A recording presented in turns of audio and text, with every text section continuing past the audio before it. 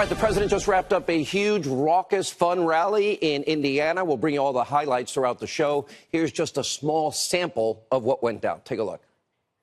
If we would have told you during the campaign that we would create 3.3 million jobs in this short time, everybody back there, the fake news media, look at all of them.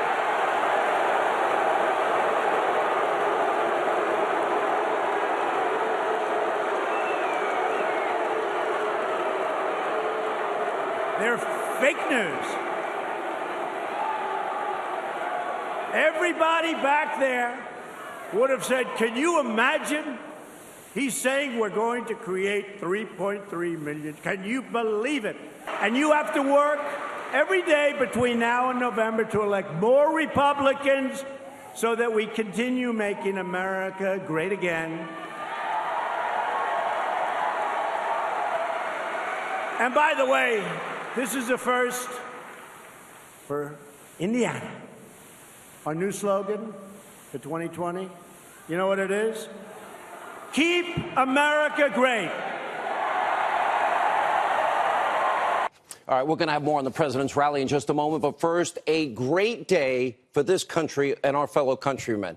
Why? Because early this morning, a plane carrying 3 of our fellow Americans who had been held hostage in North Korea for months, they touched down in Joint Base Andrews.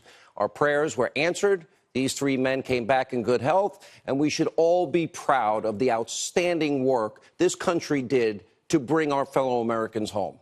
President Trump, he met the 3 former hostages on the tarmac and delivered these hopeful remarks about 3 a.m. in the morning last night. We want to thank Kim Jong-un, who really was excellent to these 3 incredible people. They are really 3 incredible people. And the fact that we were able to get them out so soon was really a tribute to a lot of things, including a certain process that's taking place right now. And that process is very important. So we will see what happens. We have a meeting scheduled in a very short period of time. You'll be hearing about it soon. We have the location set, and we will see if we can do something that people did not think was going to happen for many, many years, and a lot of bad things could have happened in between. Now, this was a very important diplomatic victory. We know the danger that these 3 Americans faced because we saw what happened to Otto Warmbier. Remember, he was the American college student. He was held captive in North Korea, which ultimately caused his horrific death. And the Warmbier family, they remain in our prayers tonight. And tonight we have a reason to feel hopeful and proud. 3 American lives were likely saved, and we didn't have to bribe Kim Jong-un or send pallets of cash to North Korea to get the job done. But some of the mainstream media, as corrupt as they are, they barely yawned today. The New York Times initially buried this story. The ABC News, well, they used the historic of development to criticize President Trump on Iran. Then there's, of course, the liberal senator from New York, Chucky Schumer. He was less than pleased. Really? 3 Americans saved back home? You're not pleased? You're not happy? Take a look at this. The exultation by the president and others of the greatness of North Korea doing this evades me. We can't be fooled into giving the North Korean regime credit for returning Americans that never should have been detained in the first place. American citizens are not diplomatic bargaining chips. Their release should not be exalted, it should be expected. It is no great accomplishment of Kim Jong-un to do this. And when the president does it, he weakens American foreign policy and puts Americans at risk around the world. Amazing about this, a friend of mine, he's a great doctor, he's a brain surgeon, talked about this earlier, and he said, what a jerk. And this comes from one of the smartest, brightest brain surgeons in the world. Pete, you're right. All right, this is one sad case of Trump derangement syndrome. Truckee, it's okay to be proud of your country. Lives were saved. And while Schumer is whining, President Trump is continuing his push for peace, ultimately in the Korean Peninsula. Today, he made an important announcement. He tweeted, quote, the highly anticipated meeting between Kim Jong-un and myself will take place in Singapore on June the 12th. We will both try to make it a very special moment for world peace. And, of course, we can't predict the future. And Kim Jong-un is, frankly, an untrustworthy, unpredictable despot. But look where we are now. Given all of North Korea's concessions, we have reason to be cautiously optimistic tonight. As the Korean peninsula is now progressing towards peace, tensions in the Middle East, they're rising. As we reported to you last night, the Israeli Defense Forces announced that Iran, in fact, fired over a dozen missiles from Syria into Israel from their installations in Syria. No casualties, thankfully, were reported. The Iron Dome intercepted many of these projectiles. And just hours ago, Israel rightfully responding in a massive way, launching a full-scale aerial attack against Iran's forces in Syria, and they took out dozens of military sites, anti-aircraft batteries, and reportedly killing dozens of those that are committing these acts of terror. And unlike many countries, Israel can never put their guard down. They don't have that luxury. When it rains on Israel, there will be a flood on Israel's enemies. Now, this conflict with Iran is no different. In fact, Iran's involvement in proxy wars all over the Middle East has long been a threat to the security and the peace of the Israeli people and, of course, American troops that are stationed in Syria, Iraq, and elsewhere. You have the mullahs of Iran have long been chanting death to America, death to Israel, burning our flag, burning their flag. And they back up those words by what? Funding the most radical terrorists in the world, sending trained fighters all over the Middle East to kill our soldiers in Iraq and our ally soldiers. This is a chief reason for the current military strikes in Syria and likely played a very key role in President Trump's right decision to pull out of that horrific Iranian deal. Now, just a few moments ago, the president wrapped up this rally in Indiana. He spoke about Iran and North Korea and so much more. Take a look. And on June 12th, in Singapore, I'll be meeting with Kim Jong-un to pursue a future of peace and security for the world, for the whole world. But you remember everybody in the fake news where they were saying, he's going to get us into a nuclear war. He's going to get us into a nuclear war. And you know what gets you into nuclear wars? And you know what gets you into other wars? Weakness. Weakness.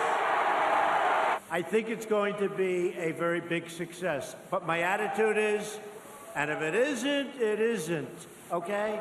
If it isn't, it isn't. But, and you have to have that because you don't know. We're not going to be walked into an Iran deal where the negotiator, John Kerry, refused to leave the table. Obama, President Obama,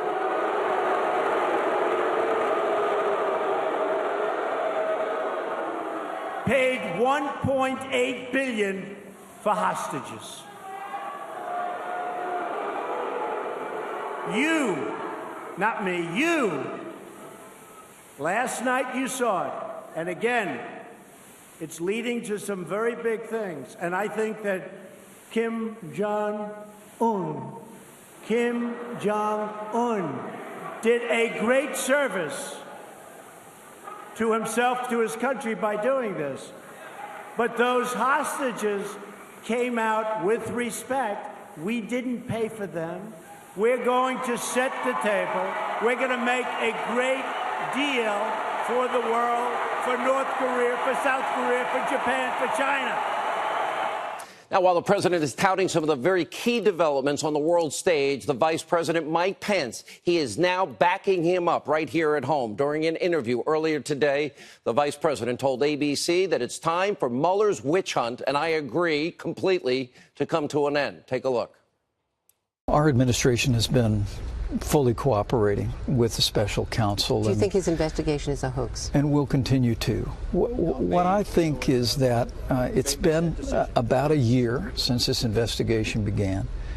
Our administration has provided over 1 million documents. We've fully cooperated in it. And in the interest of the country, I think it's time to wrap it up.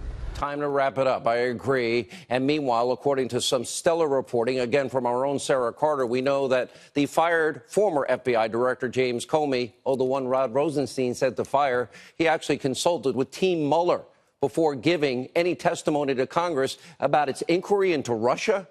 Can anyone say collusion or collaboration inappropriate? Now, Judicial Watch has actually acquired the emails that show coordination in these efforts between the Office of Special Counsel and the disgraced former FBI director?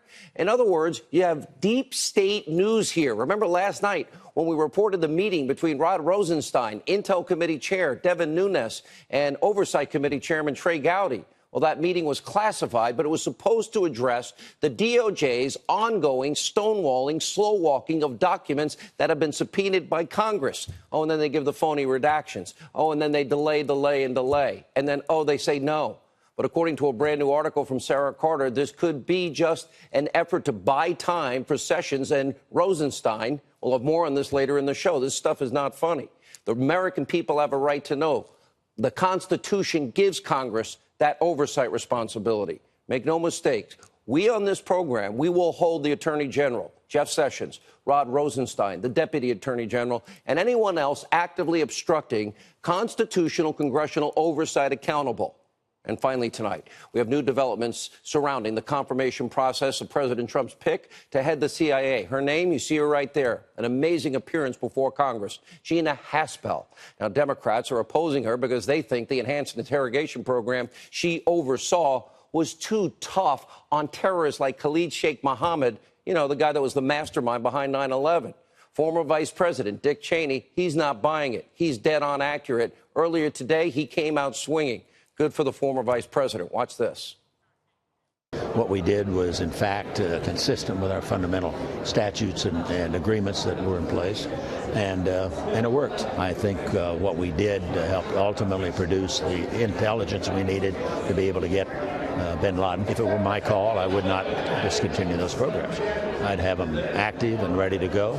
You tell me that the only method we have is please, please, pretty please, tell us what you know. Well, I don't buy that. And I think the techniques we used were not torture. So now people want to go back and try to rewrite history. But if it were my call, I'd do it again.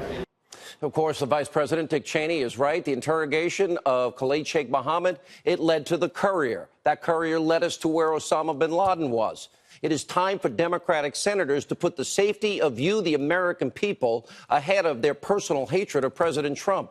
We need to confirm people, heroes like Gina Haspel, as soon as possible. Without a doubt, she is an American hero. She is the right choice to lead the CIA. By the way, Claire McCaskill, where are you? Heidi Heitkamp, where are you on this?